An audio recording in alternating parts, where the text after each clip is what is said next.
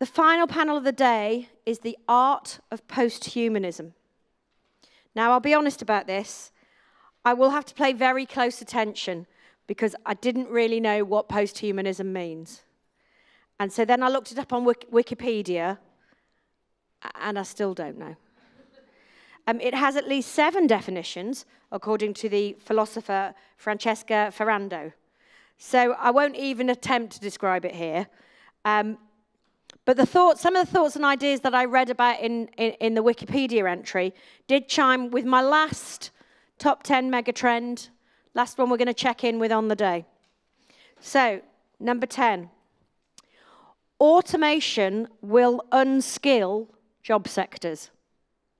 The Industrial Revolution, he says, is a work in progress. From robot dogs and surveillance birds to algorithms that write the news. Well, they don't even have algorithms now writing the news, do they? They have barely literate fake news bots. Machines and code will do more and more work traditionally done by people. Whether that's a good or a bad thing is really not the point. So what do we think? Was David on the money with that one? Are we already sick of unexpected item in bagging area? Or is that still better than having someone on a checkout who's making small talk about the steak pie you've just bought? A friend of mine bought some pies, and this woman went, "Oh, that's nice. I might get some when they're on offer." And he went, "You having a pop?" Anyway, so which is better? Kind of doing the job yourself with a machine, or people who are now turned into machines having to make small talk with you? Actually, to be fair, when it's done well, it does actually really make my day. I do quite like it. Anyway, show of hands. Are we already, is enough with the automation, or are there more things that robots should be doing for us, including maybe hosting conferences? Show of hands. More automation. Yeah, I was going to say show of hands. More automation, show of hands. More robots. You'd like to see a Helga robot? It would run largely on tea and still dribble its dinner down itself. One thing an algorithm can't do, it says here, is replace our wonderful panel. But obviously some of you think that's true. I am obviously working at Birmingham Hippodrome. I'm a massive advocate of the live experience. But the live experience itself is changing and being enhanced in many of the ways we've talked about today. And it's my privilege, again, to introduce the chair of this edifying panel. Very pre-human, very human, not post-human at all. But the chair of our panel is Annouchka Bayley. She lives on her back and loves chimney stacks. Give her and all the panelists a very warm welcome.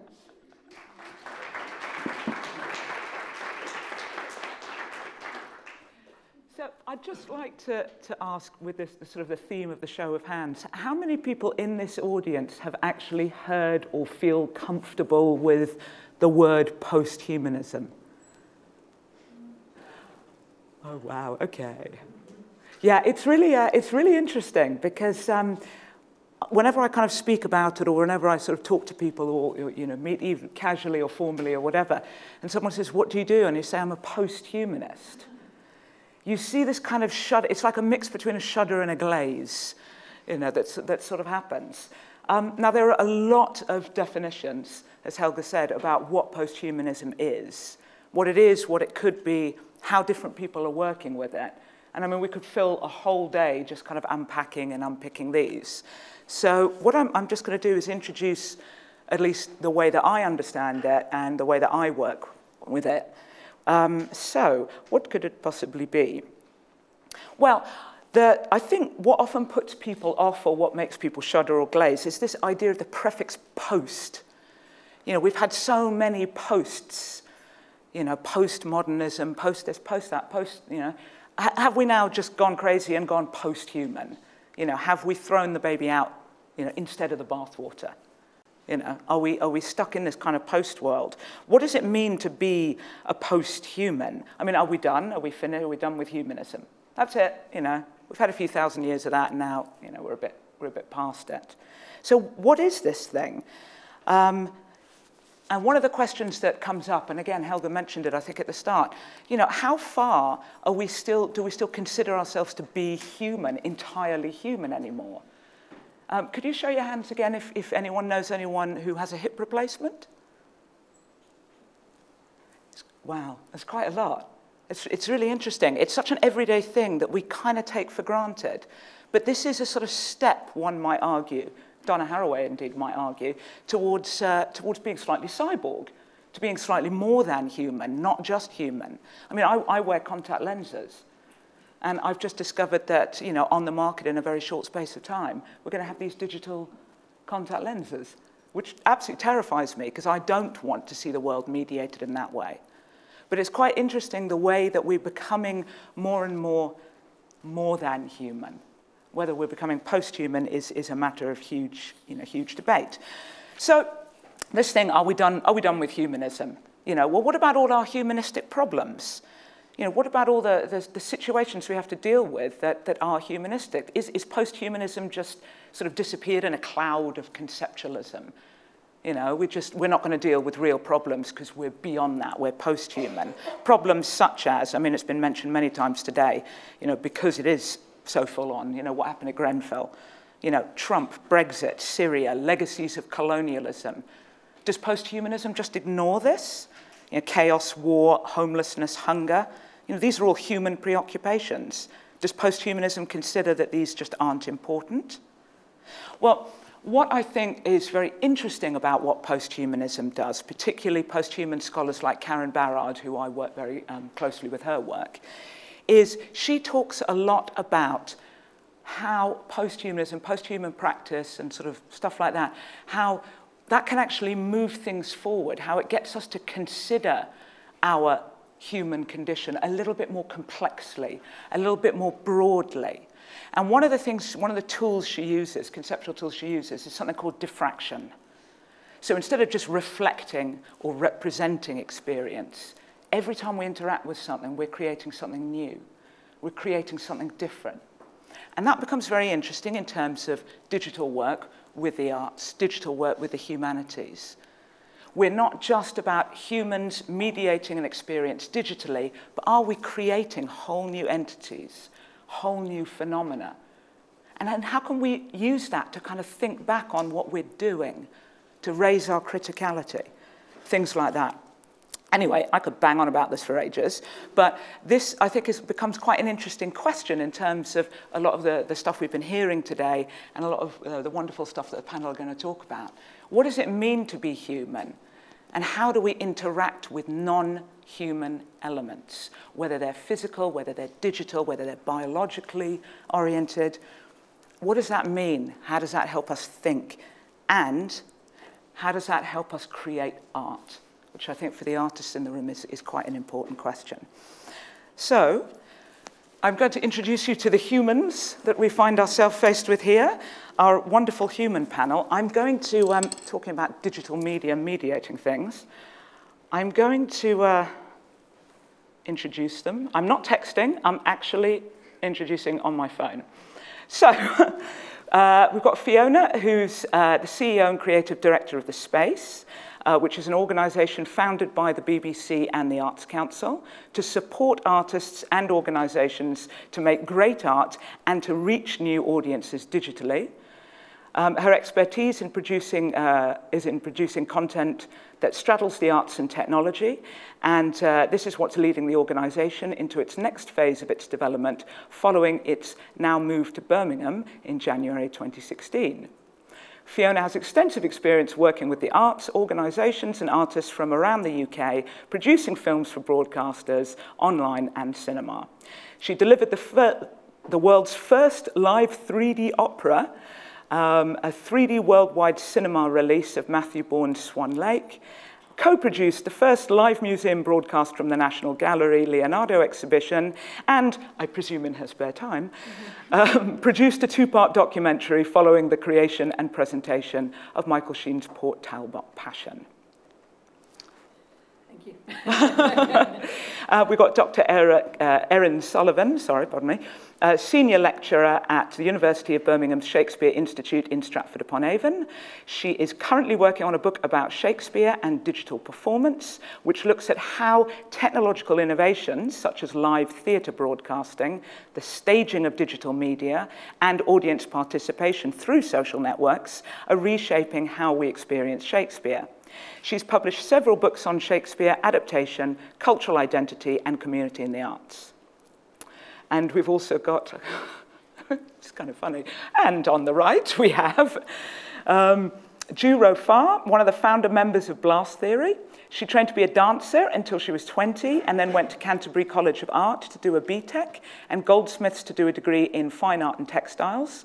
She's taught and mentored extensively around the work of Blast Theory, most notably a module in devising at De Montfort University, and mentoring artists in Australia and the UK. In 2000, she was one of 7 live artists involved with the Legacy Project, based at the Arnolfini and Prima.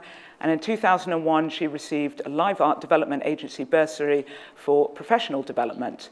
She's also worked with the Robert Pacitti Company, who do an amazing festival, absolutely incredible. And in 2006, took part in a creative cross-disciplinary lab, which I'm fascinated about, calling Concepting Pervasive Multi-User Applications. Farr has sat on a number of panels, including for the Combined Arts Fund and Arts Council England, and Shooting Live Artists. We also have in this panel Florence, a researcher who is based within NESTA's International Innovation Team. She examines global trends and practices in innovation as the program manager for the Global Innovation Policy Accelerator, working with policymakers across Latin America and Asia. Other research interests include virtual reality. Last year, she published a prediction about the emergence of VR technology for artistic creation, which obviously speaks to a lot of what we've been talking about today. Prior to joining NESTA, Florence worked as a junior associate at the 21st Century Consultancy, an ICT innovation firm specializing in understanding how technology can improve public services, citizen engagement, and government efficiency. So that's all of us. So yeah, on to you. Who wants to go first?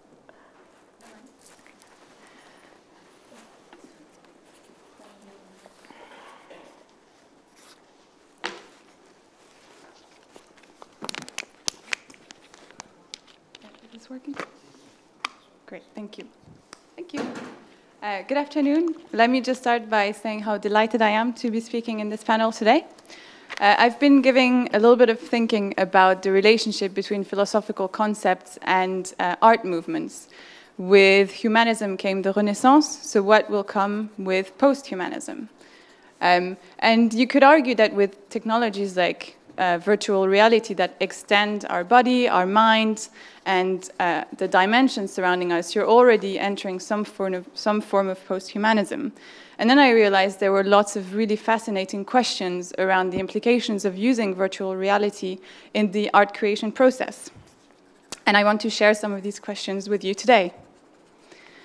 So, given the current trend of technological change, it's very likely that there will be questions around the longevity of virtual art. I personally lost a few movies that I loved when we switched over from VHS to DVD. And I think that generally, if a work of art is not judged commercially or culturally relevant enough, there's a chance that it might not be transferred onto the next platform. And this is particularly an issue for virtual art because it can only exist if the medium or the tech that supports it exists. And there's also a risk that the mainstream takes over the independent. So interesting questions that way. Then there's something around ownership.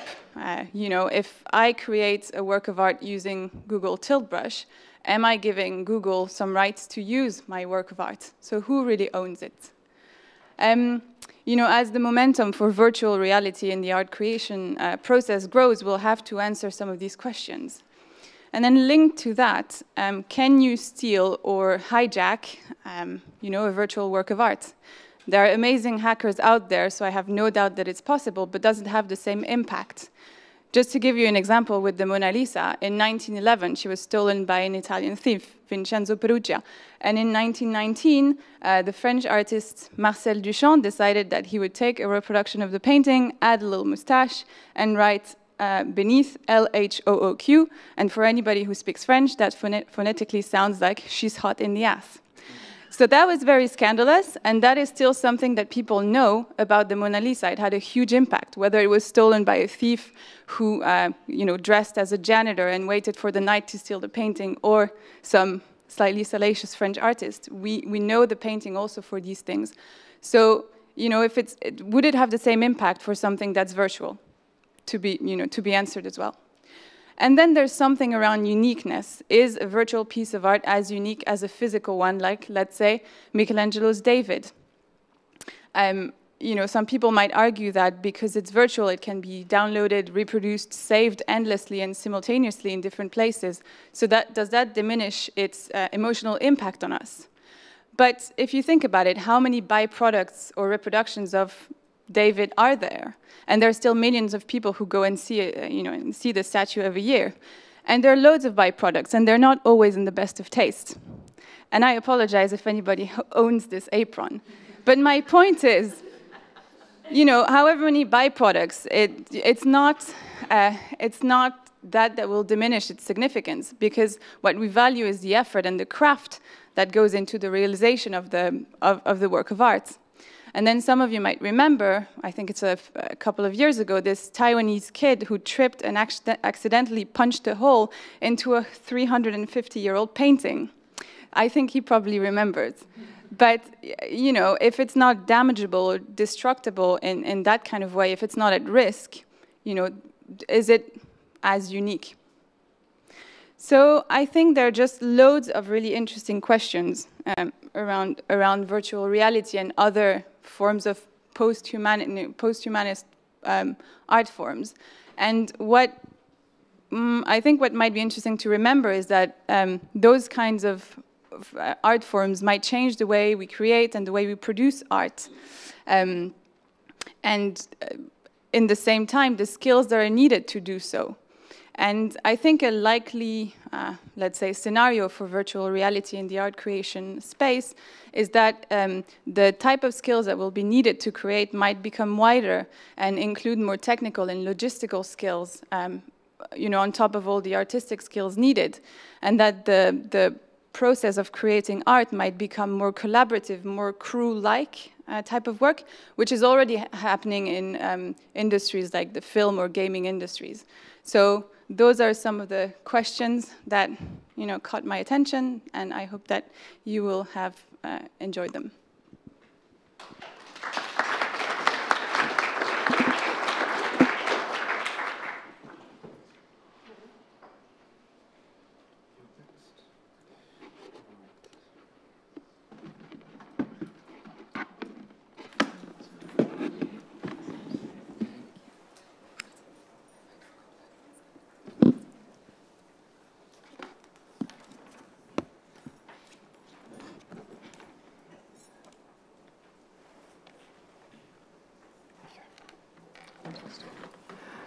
Okay, I'm going to try and do it here, but I've got two screens and a microphone, so this is going to be interesting, which probably speaks to my views on technology somewhat. Okay, let's go. So I'm just going to quickly flash through a few things, but basically talk about some of the things that we believe in as a group of artists. Plus, there's 3 artists. We're a company of about 10 people. We've been working together since '91. We've always worked collaboratively, sort of coming to bear on what you've just mentioned. I think one of the jobs of artists, and I would argue, people, audiences, users, participants, is to remain fluid and not fixed. We don't see things as fixed, we see things as moving in a state of constant change and shift, from inside our bodies to out on the streets, from the private to the public, from the individual to the crowd. And in all of this, for brief moments in time, we try to arrange things and we try to create prisms through which people view our place in the world, or we view our place in the world. And what I mean by that is where we are now, what is going on and what matters, what is urgent, where we could be, who we are, and who we could be. So I quickly show this slide here of Ulrika and Eamon Compliant, which Steve briefly mentioned earlier on. It was a commission for the Venice Biennale by Delaware Pavilion. And what you have to do is you have to choose throughout a audio-guided walk, in a simple way of describing it, who you want to be, Ulrika Meinhof from the Red Army faction or Eamon Collins from the IRA. So who are you going to be? Who are you yourself? Are you going to be Ulrika or Eamon? Somewhere in between, neither. You don't understand, you don't like this, you don't get this. You're in Venice, but are you also in your head in Northern Ireland or West Germany? And you're in the present, which I think was 2013. But this work also talks to 1970s and 1980s. So where are you experiencing this work? Where do you stop and start as a person within this world? So the boundaries of our work, the boundaries of yourself within the work, and you're very actively within our work, are porous. And the boundary of the magic circle, as defined by Huizinga, is unclear. So he describes this as the arena, the card table, the magic circle, the temple, the stage, the screen, the tennis court, the court of justice. They're all are all in form and function playgrounds, and they have sort of forbidden spots and isolated spots. They have hedged round areas. They're hallowed. They have special rules. So in this work, as in many of our works, the question is, are you in a game? Is this a walk? Is this a piece of theatre? Is this a documentary, an interview, a personality test, a trolley dilemma? Okay. We sometimes describe our work as operating across these four areas, the real and the documentary, the fictional, the imaginary, and the virtual. I think when I say most of what I'm saying, I'm talking from an artist's perspective. But when I'm thinking about this, I'm always thinking about what that means to the audience. We don't draw a very clear line between us and the audience. And we use these terms because we think that moving through our life, these are the kind of very quick, thin slices of the way that we operate. We're able to shift very quickly between those spaces in our heads as individuals, not just as artists. And so we see that, we recognize that, and we know that they are language and currency and handles and tropes that we can use because we understand them. The audience, who can talk and what is it that is meaningful, which can be said? Missed a bit out there on my other screen. Interesting. Okay. Is it possible to scroll up? Yeah. Sorry. The other way, sorry. Yeah. Sorry, so just where our work operates, it could be on the street, online, on a phone, in a gallery, a cinema, a museum, a film festival, a games conference, a theatre, a canal, or some combination, or some place yet to be defined or described.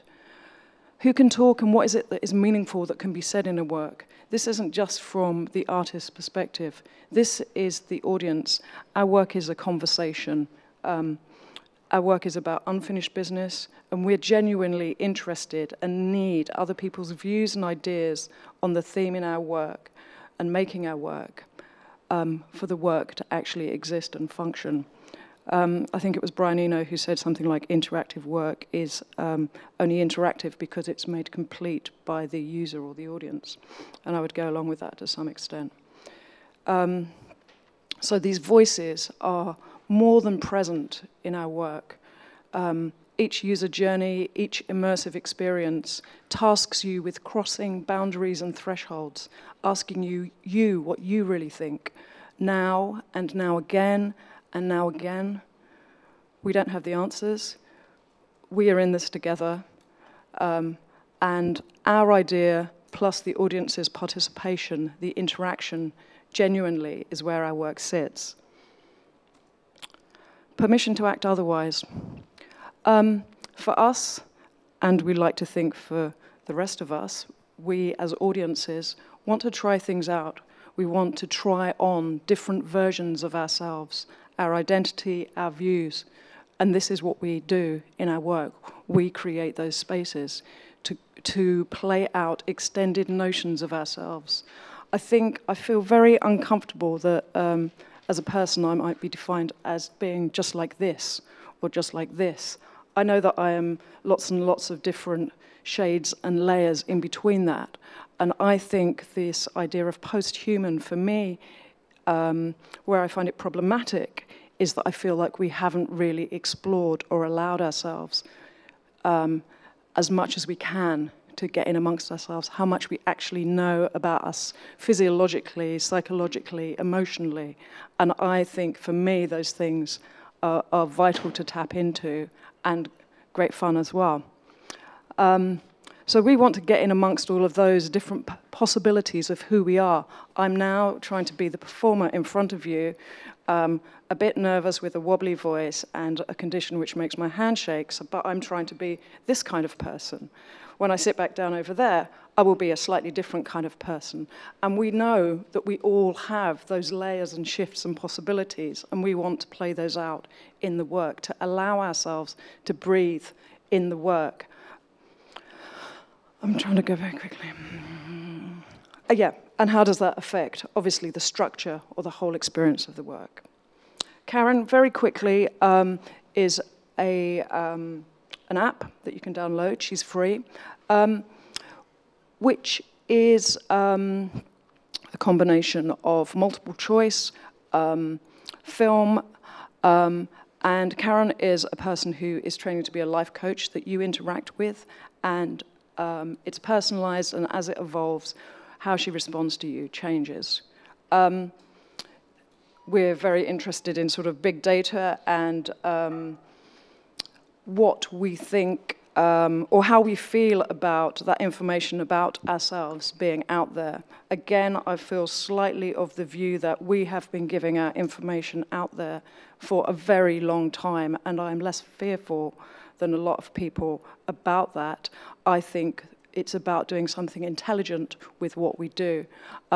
So I'm mindful of the fact that that's not maybe a very common view, but I'm interested, and we are interested in this work, what we do know and what we can do with that interestingly and intelligently, and I think other people want to do that too.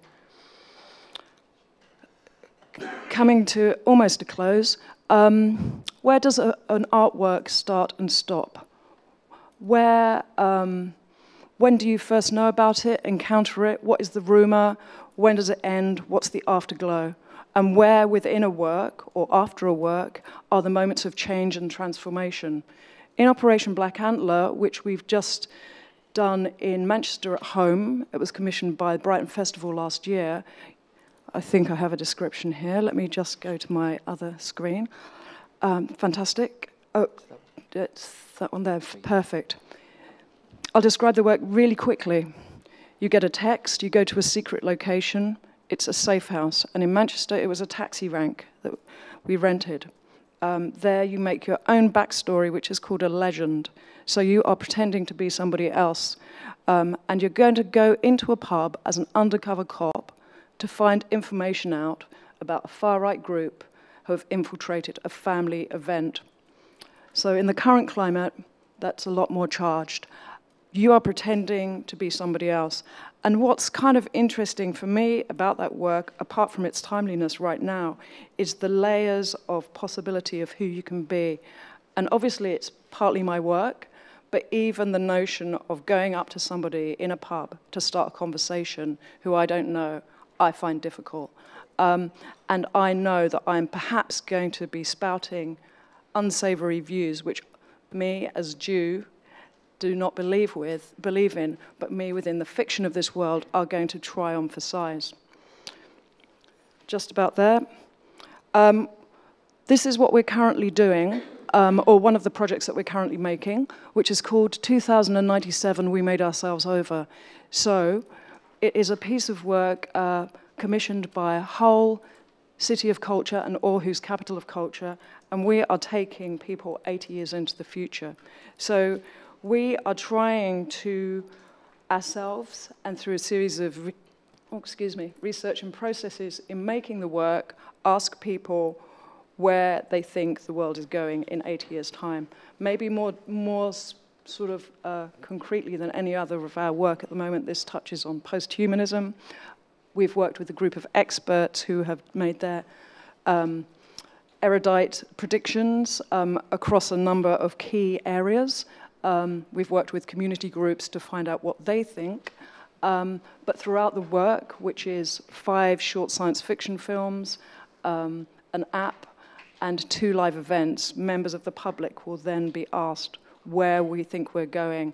And in fact, one of the scenarios is goes something a bit like this. I'm 52 now, which I actually am. Now, in 80 years' time, I will be 132. What, as I look over this time, have I done? How has my world changed? So it's going to actually presume that we are 80 years in the future. I will be 132. And in this work, I will be spoken to as if I've had another extra 80 years of experience. Thank you very much.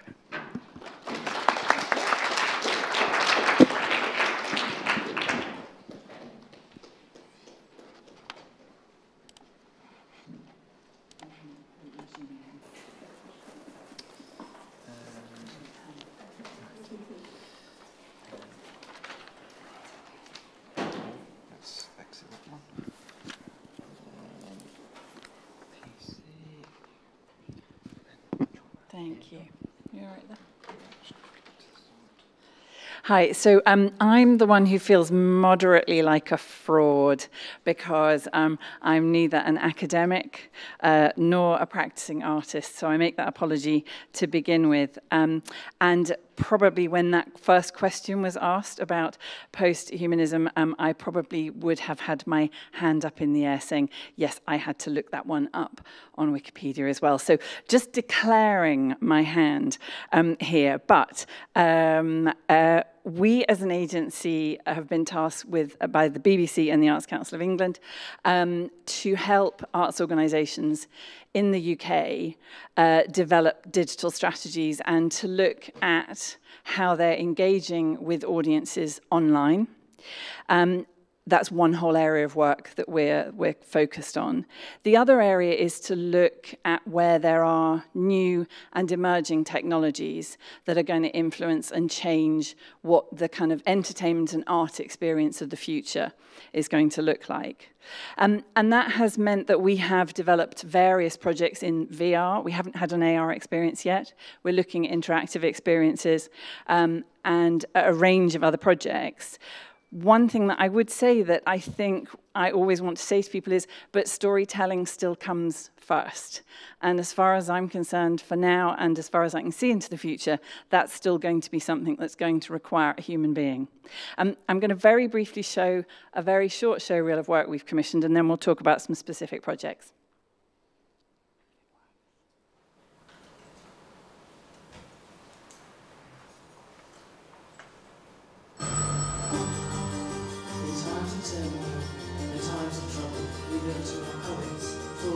On-ground truth.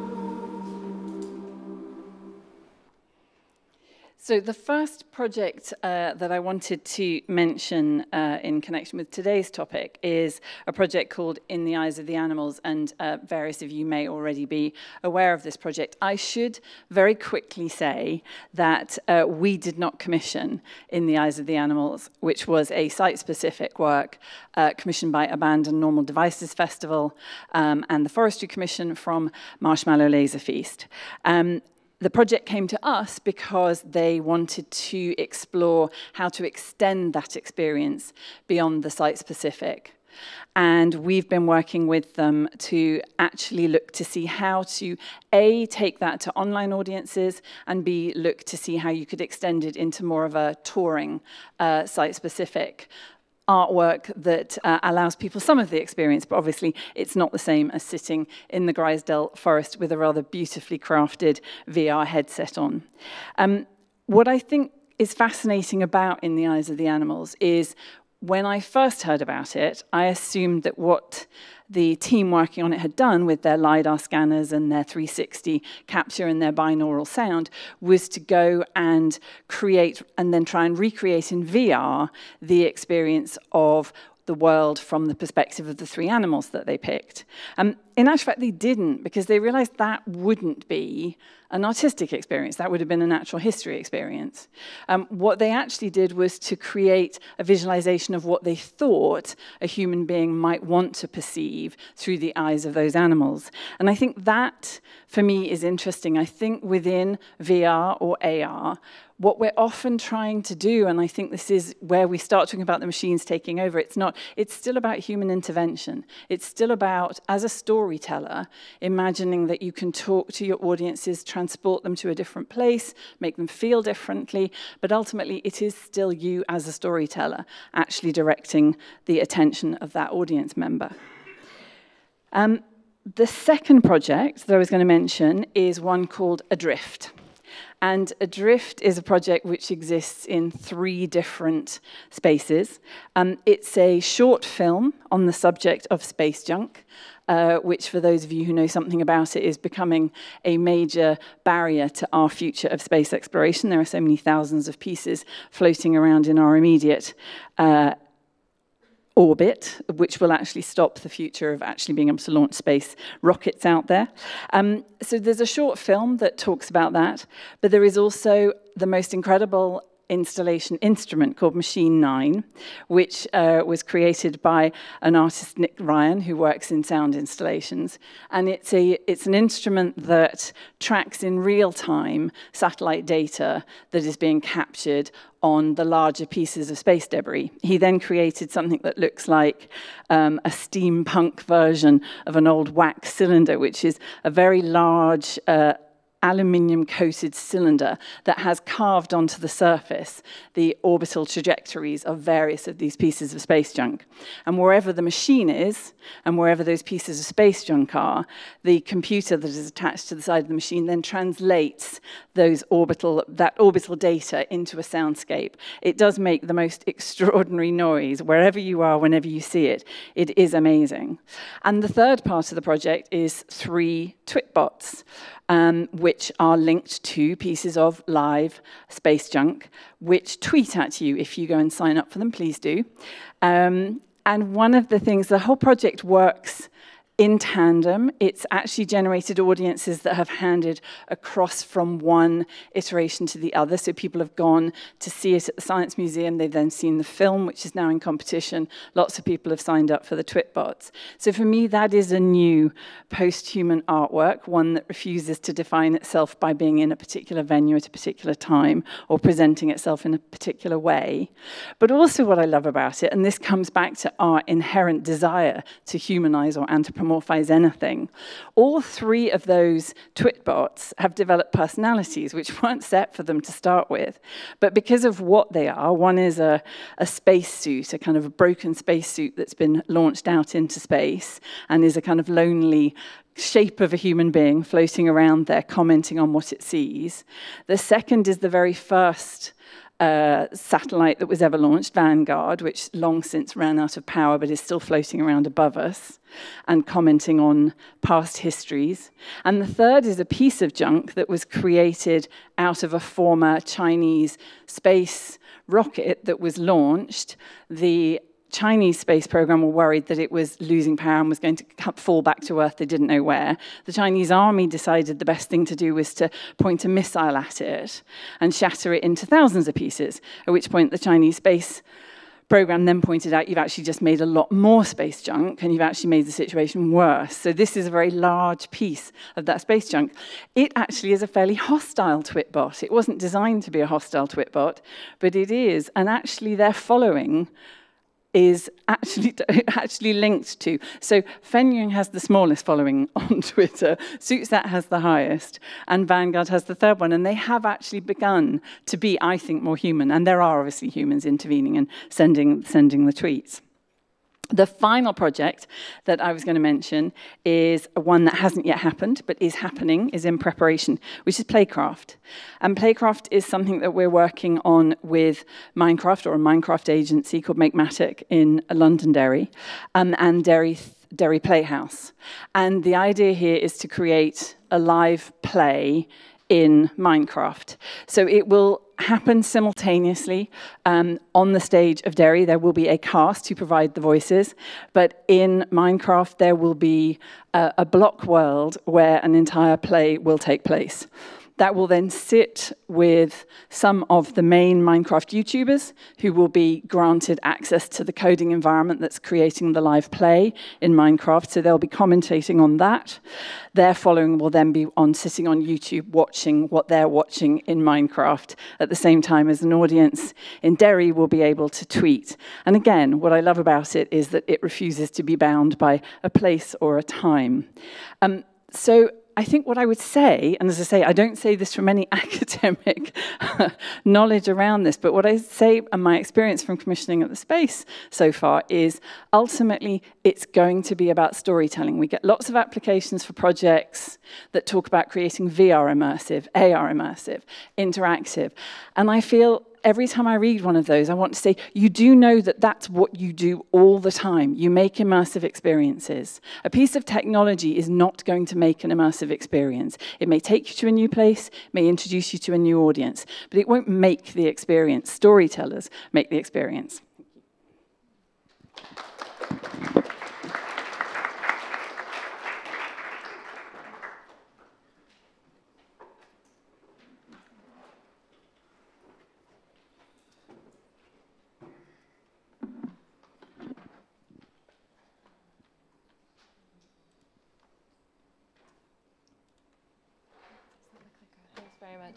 Okay, thank you very much. I work on Shakespeare, so I feel like this is a delightful way to end the day, at least from my point of view, this panel on posthumanism, to talk about a writer who was working 400 years ago plus in the age of humanism. And although posthumanism is the kind of word that certainly gets bandied about in the universities in which I work, it's not the kind of thing that I have worked on so much, so this was a useful exercise to think about in terms of where my own work fits. I suppose, as we have already heard, if humanism was about putting the human at the center and thinking about what human agency can accomplish, whether it's in sciences, the arts, critical thinking, then posthumanism potentially takes that in different directions, depending on, in classic academic fashion, which definition you subscribe to. So just a couple to think about. One is that, in a way, posthumanism advances that narrative further, that narrative of progress that you can add to the human with prosthetics, with technologies, wearables that kind of enhance the human and push us even further. Another that some of my colleagues, especially in what we call eco-criticism, but environmental literary studies, might talk about posthumanism in a different way, about decentering the human, about arresting that narrative of progress and trying to look at our ecology or our existence from a slightly different point of view. But really, I think when I was thinking about it deeply, my work is, in a way, much more situated in the ideals of humanism, and maybe that's because, like I said, I do work on Shakespeare. But to thinking about some of the other key words that are important to us today, I mean, technology comes from a Greek root, techne, which usually gets translated as something like craft or art. And certainly when you read about technologies or techne, in earlier periods, it can apply to all different kinds of things. So people who are talking about poetics will often talk about the technology or the techne of poetic art.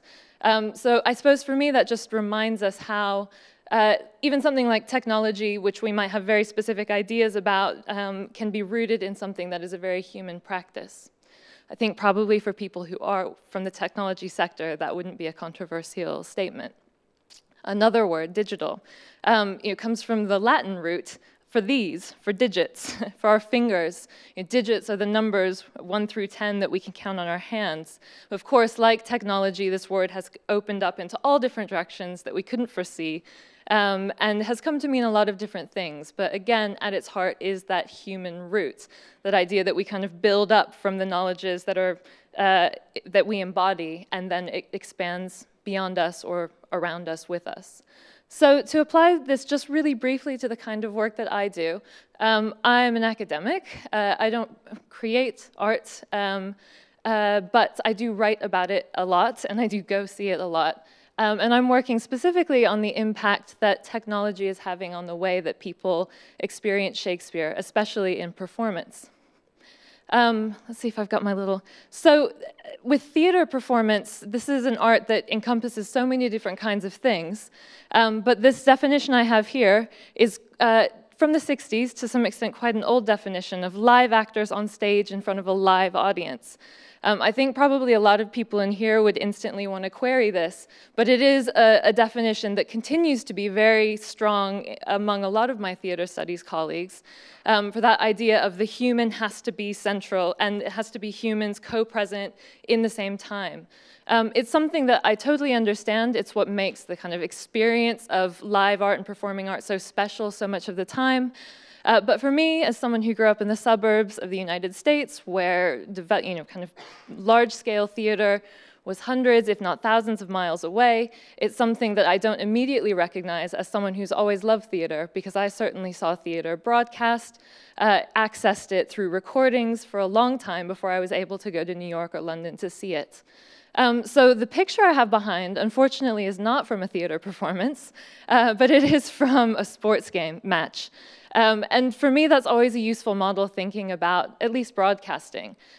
Because while I think it is still prevalent in some discussions about theater and the performing arts to say, if you see a recording, you haven't seen the thing itself, to a certain extent, I don't think that many people who watch sports will make the same argument, even though going to see a football match in a stadium is quite a different kind of experience than watching it on television.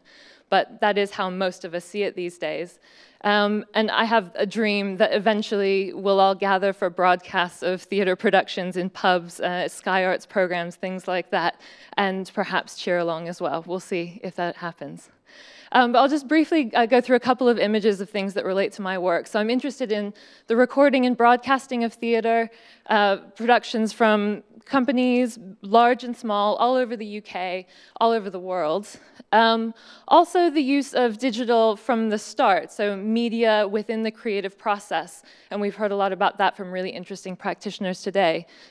These are all, whether or not you recognize it, these are all images from Shakespeare productions in one way or another. This is the Worcester Group's production of Hamlet. This is Tonell Group Amsterdam's Roman Tragedies, which was an amalgamated version of Shakespeare's Roman plays that came out about a decade ago, but was recently back on the London stages and making lots of headlines in a very different way, putting technology and, I would point out, the human central. But I'm also interested in what happens when we move off the stage, or at least off the traditional stage, into kinds of stages that lots of people interact with on a daily basis, so social media stages. This is quite an old project now, I think from 2010, called Such Tweet Sorrow, that the Royal Shakespeare Company did. It was Romeo and Juliet on Twitter. There's other projects like this that I've been really interested in, but I'm also interested as well in how what we might call amateurs, and again, to go to the root of that, that means someone who loves something, so, you know, who practices out of love, how amateurs get involved in performance in the arts through media. So this is just one example of many that I could point out. This is a group of amateurs and passionate fans of Shakespeare who in 2012, after the first iteration of The Hollow Crown, started this fan club. You know, they're now at 17,500 followers. They go work around the world, and every Sunday they share Shakespeare quotes with one another that they animate using lots of different kinds of social media GIFs and images and all different kinds of things. So all of these different kinds of ways of sharing culture, in this case Shakespeare, but engaging with the arts through technology, through the digital. And so for me, that kind of goes back to this question of posthumanism. And I think for me, for my work, it's more about digital humanism, or what humanism looks like in a digital age.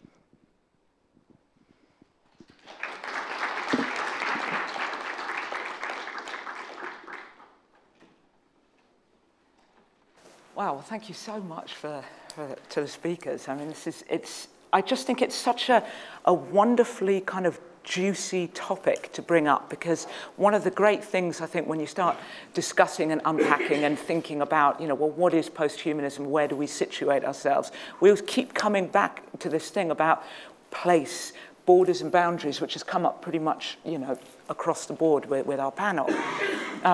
Who gets to speak? Who's situated? Who gets to talk? Who's in the middle? I mean, and this is, I think, quite important with the legacy of humanism, which, you know, is lovely that you ended on this point. You know, this legacy of humanism. Does everyone know that image of the Vitruvian Man? You know, the guy kind of stands there like that. Yeah, the guy stands there just like that, exactly, up above. It's a really interesting one, because when you start, I mean, it's always a man as well, which is quite an important point to make. It's always a sort of able, strong, white male. You know, this is our Vitruvian Man. When you start decentering the Vitruvian Man, the image of humanism, you know, what starts happening? What starts shifting? And I'm quite curious. I think, as I say, what's seemed to come up in the panel in terms of creating art or artworks and creating cultural experiences, or considering, as you were talking about, different forms of art and how that works. You know, with copy and ownership and, you know, all these kind of sort of more traditional things that we associate with. I think an interesting kind of question to start, you know, thinking about is, you know, how far can we decenter? How far do we necessarily want to decenter? And that's one of the things I'd quite like to pick up, this idea of there's always got to be a story. And I absolutely resonate with that as a practitioner myself. I totally resonate with this, you know, what's the story? But I think what posthumanism does is get us to inquire who's telling the story. I'm running a project at the minute, a publishing project, and someone is going to interview a building. Now, I love this, and the idea that the building is going to speak back and be interviewed. And I think these are the kind of dimensions that it starts shifting us toward. I don't know if anyone sort of wants to kind of pick up on that in terms of the things that we've been talking about. You know, the borders and the boundaries of who's human, what's human, who gets to tell the story on a very deep level. And how does that unravel practice or create new practice? Who wants to start? I mean, I guess what's great is it does, digital does democratize, and suddenly, you know, whoever you are, if you can speak to that community online, then suddenly, you know, whether we have a quilting project at the moment, which I've always personally thought is a kind of gorgeous little project. It's 2 women filmmakers, and they go round live in an environment. They're going to be at Ceredigion Museum in 3 weeks' time. And what happens is people offer up bits of clothing, and basically they cut a hole in your clothing. They take a piece of fabric from the clothing, and then they restitch back in a beautiful other piece of fabric, and then your piece of fabric plus your story goes into an online quilt. And I am fascinated how quilting, which has always felt like something that's very culturally specific, but rather beautiful and lovely and kind of intergenerational, online will then become this other myriad of people's stories. It is an artwork. When you look at any one of these triangles of cloth, it will then reveal a whole personality behind it. And so I think, you know, the internet is online is an amazing space to democratize art, definitely. The issue is it's a very noisy, crowded, chaotic space where lots of people think that they are going to be able to have a good conversation, and the least that happens is they're ignored, and the worst that happens is that they are then the victims of, you know, hideous bad behavior back. So I think the trouble is we don't yet know how to manage that dialogue in a way that means that people can feel secure about it.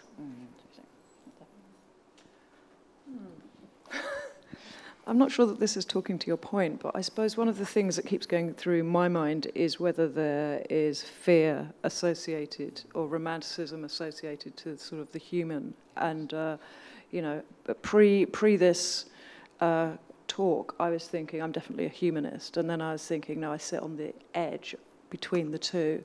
And I was, I just wonder where the shifting perspective comes from culturally, whether we are afraid to give up that last sort of fleshy, peachy quality, or is it that? Do we, you know? I'm just curious because I'm happy, however I'm called in a way. Do you know what I mean? I wouldn't say I'm a post-humanist or a humanist, but maybe there's anxiety around that. And maybe, you know, maybe what we're going through now is learning to share our place or our ownership or holding control in this world with, you know, we've done the animals, we're above the animals, but now we've got the you know, this other beast, I suppose. I don't know. Yeah, I think just to go back to this idea of democratization, I mean, taking the example of virtual reality, and that's a discussion that I had with Adam just in the break, who really, like, there are maybe not that many people own a virtual headset and are able to produce a work of art in their house, and if they do, it's likely that they own it more because they're interested in gaming rather than art. But still, there are some things happening, like Google producing cardboard, which is basically a virtual reality headset you can build out of cardboard, and they've created programs. I think I can't remember the name exactly. I think it's called Expedition, which is designed to help school students virtually visit museums like the Science Museum in New York, being located wherever in the world, using the piece of cardboard, which costs $20, and a smartphone. So there are interesting things around kind of how do you democratize the art making process or the art experiencing process. So I think that brings in an interesting perspective as well. Thank you. I think just 2 points that came to mind. I think with Shakespeare in particular, people have a lot of very set ideas about what his productions might be. And there we are, exactly. It's very appropriate. I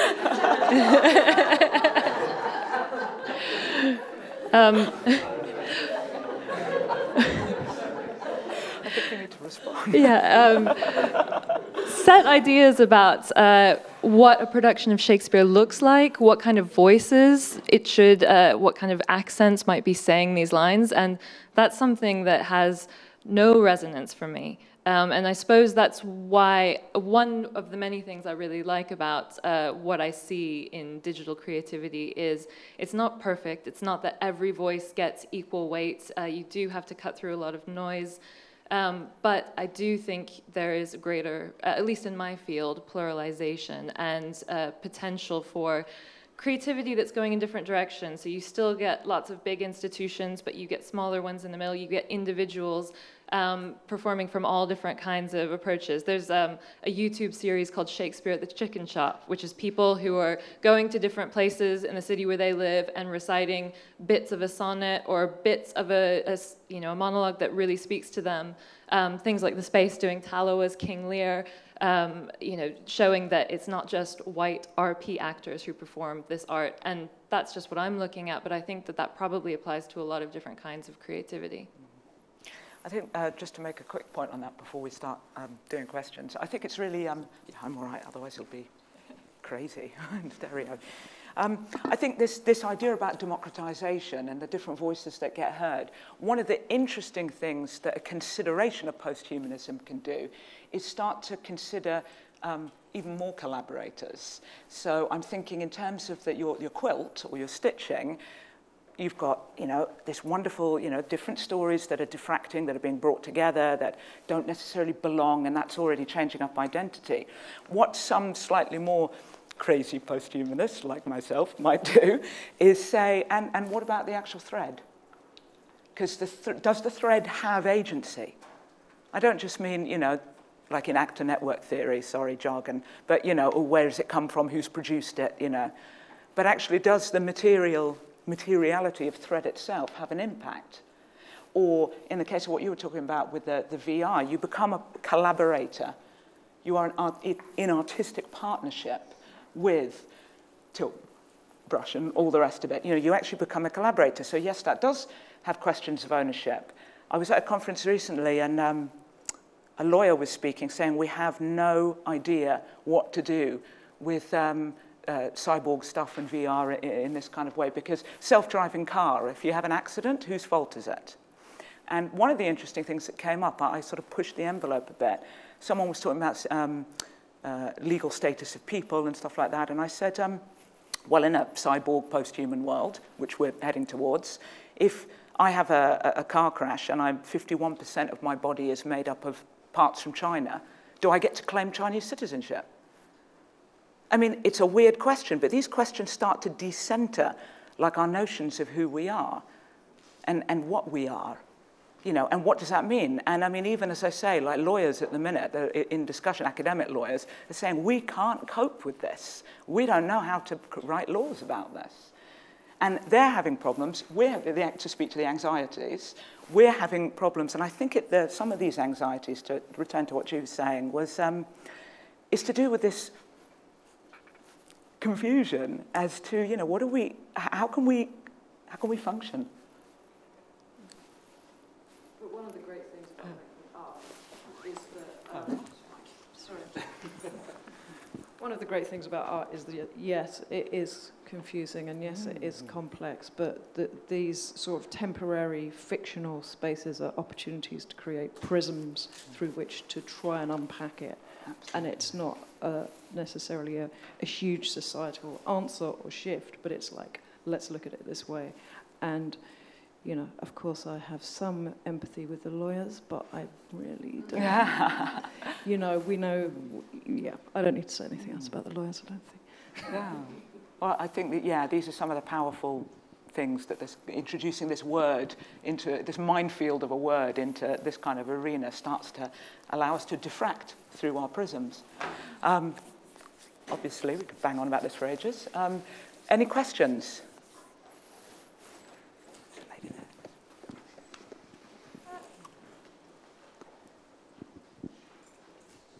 Thank you very much. I really enjoyed the panelists and everything. I actually would like to have a question for Erin. I really enjoyed your presentation, but actually I was very interesting at the end, the humanism in a digital age, because actually you were trying to reverse the question in a slightly different way. So I was wondering, I mean, you were talking about storytelling when you were presenting some of your case. How do you see humanism in the digital age in terms of your work then? Good question. I suppose one thing I forgot to say is that in almost all the images I showed, that human people are present and central. I think that the category of human can change over time. I probably should have said that as well. I'm also a historian. So what we think of as what are essential human attributes are not always going to be totally universal in every culture, past, present, future. So I do believe that digital culture is changing us as humans. And in that sense, I'm probably being very academic in kind of talking about different terms. I guess maybe, I suppose I can't really answer properly because I think that's probably what I'm exploring. How we relate to one another, in this case, how we relate to art. I find myself increasingly drawn to people who are working on research questions about audiences themselves, because certainly in my field, a lot has been said on behalf of audiences, but to start to really talk to different people or hear from different people about how they engage with art digitally is really interesting and important to me. And I guess that's, again, about this pluralizing the voices that are part of the conversation.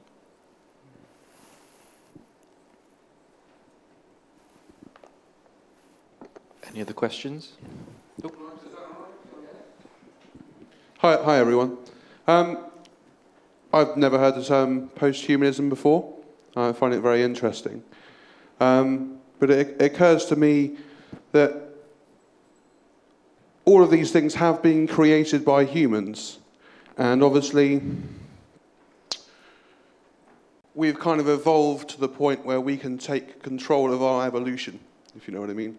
For example, RoboCop, even though he's just the head, he is still, in my opinion, human, because all of the stuff has just been made by humans, and I just wondered what your comment would be on that. Does anyone want to? Shall I launch in with both feet? I think that's a really, really interesting point. I would have to go out and say I think I disagree. I don't think that we have the level of control. I mean, we had that amazing presentation just before, the keynote speech about, you know, control and lack of control, and it really brought it home for me. I mean, it was really, really lovely in that sense. I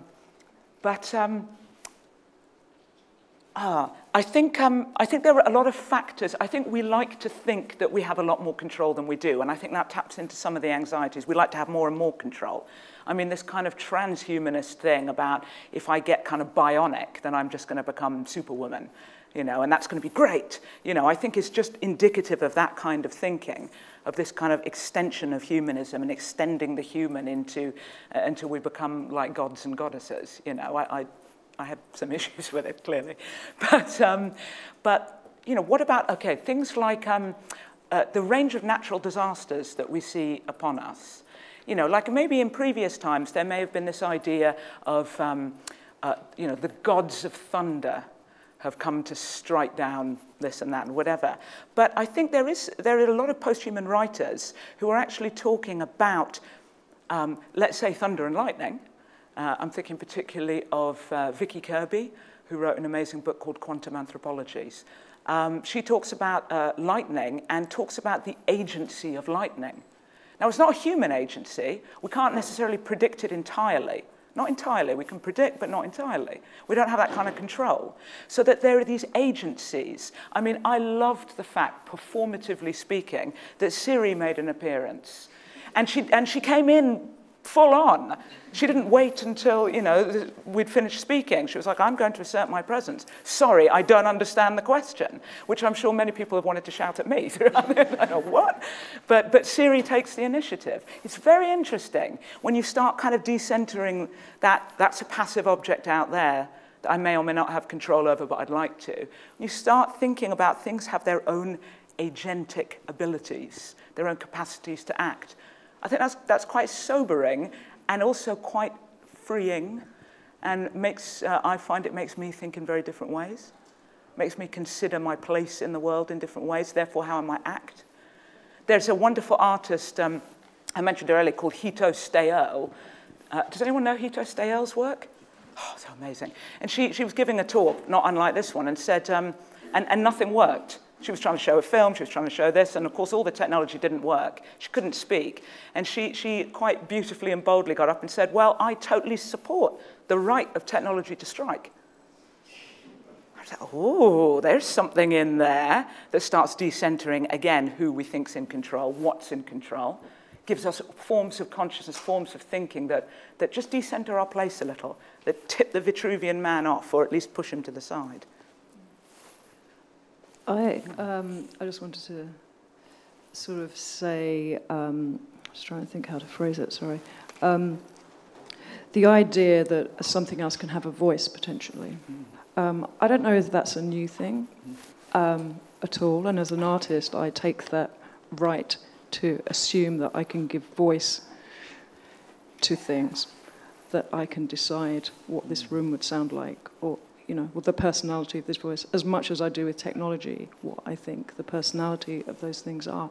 So I'm not sure that this is exactly new. I think it's certainly evolving, and it's becoming more present, and it's becoming more present and blended with the live and with the story and who is telling the stories. But I'm not sure that it's exactly new. I don't know the history of humanism and post-humanism, so I'm a bit out of my depth here, so I apologise. But yeah, those ideas, you know, it's almost like taking metaphor or as your creative tool. Yeah, which I think speaks a lot to the work that you were discussing in your presentation. You know, that this lovely idea about the I'm going to experience the world as a frog. You know, but it has to be a story, that it shouldn't just be this kind of biological, if you like, representation, that within that there's got to be just enough decentering, but it's still mediated through the human. And I think this is the important thing that as artists and as people involved in the cultural sector that we need to be aware of. I'm never going to get frog life. I won't do it. I would say, I mean, there's been lots of discussion about kind of immersive environments and what that means for how we tell stories in the future. But actually having, over the last 2 years, been at various festivals and experienced lots and lots and lots of VR, I would say the majority of what I have been exposed to are hours of my life I'm never getting back. And the pieces that are good are the ones that have a real sense of narrative, pacing, directing my attention, all the things that theatre makers, dance choreographers, writers have done for centuries. It's the same thing, which is it's not an unmediated space. That would be a geography field trip. If you want to tell me a story in a space, then you are going to have to put some signposting in there, and that's going to be very human signposting, directed by a very specific person or group of people working on that. So I do think there's a lot to be said about kind of creating environments that transport people, but they're still going to need mediating by human beings. So, God, this just goes now, doesn't it? I just can feel it going. But what I was thinking then was, actually, it's about who are the storytellers now. And because of the change in behaviour, largely enabled through technology, largely in the West, of a privileged group of people, we are becoming storytellers. We make stories we don't necessarily have to be the expert artists anymore, or that space is now contested, perhaps, through text, through online chat, whatever it is. I think the whole notion of what story is, who writes it, and where it sits is shifting. And maybe that's quite a fundamental thing in post-humanism. That's been dissented, not just who we are and how we feel about ourselves. It's actually whose voice and how we structure that is really, really up for grabs. Yes. And on that bombshell. If you just want to hang on there for 2 minutes, because I'm going to wrap up today. Thank you so much. I can see some people starting to steal out. You stole my line, actually. I was going to say, who are the storytellers? And I went, well, after today, it feels like we all are. That we all have got stories to tell, that we all have ways in which to tell it, and we all have new insights on how to make those stories vivid and memorable and jaw-dropping and eye-popping and destabilising. I am literally going to take less than a minute before we thank our panel and thank everybody involved in the day, and you can all go and have a weekend. Thank you all for your time and attention. You know, we talk about the battle for time and attention, and yours has been amazing today, so thank you very much for that. So a final thanks to the people who've put this together. Our curator for the day, I spoiled I gave my line away earlier, so swishy in her satin and tat, the queen bitch herself. Lara Ratnaraja has been our curator today, and I think she deserves a separate round of applause. Thank you very much indeed. A big thanks to our sponsors, ERDF, Arts Council England, and Steamhouse, BCU via Steamhouse.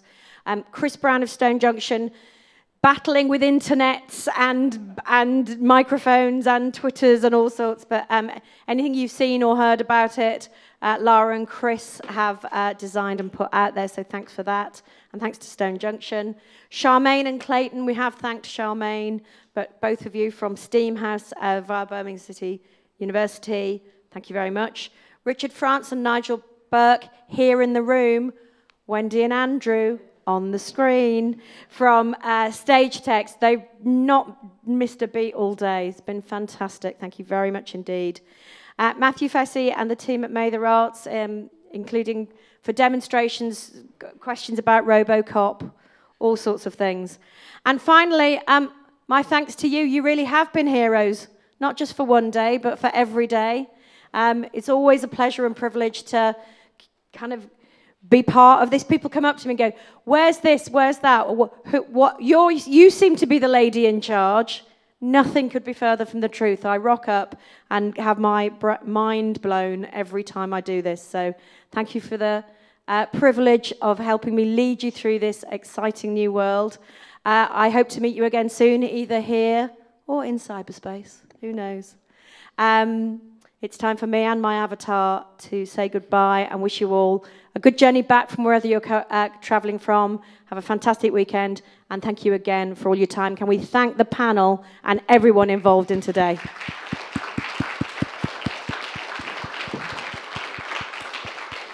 Can we just say a special thank you to Helga as well for being an amazing host, as always, returning host. So. Fly, be free. It's time to go home. Thank you.